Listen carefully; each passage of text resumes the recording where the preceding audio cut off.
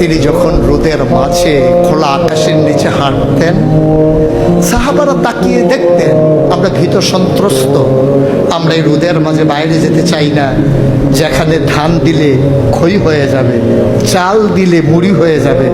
প্রচন্ড গরমের মাঝে তিনি হাঁটেন কেমনে? অবাক বিশ্বে উপরের দিকে তাকিয়ে দেখতেন নবী হেঁটে যায়, আর নবীর মাথার উপরে একটা মেঘের টুকরা ছায়া হয়ে হয়ে পাশে পাশে যায়।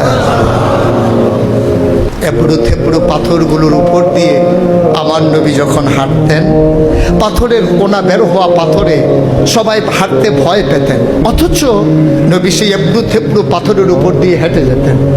তারা চিন্তা করতেন নবীর কদমের নিচে এই শক্ত পাথর পড়লে উনি কি ব্যথা পান না? পরীক্ষা করার জন্যে পেছনে পেছনে অনেকেই দৌড়াতেন।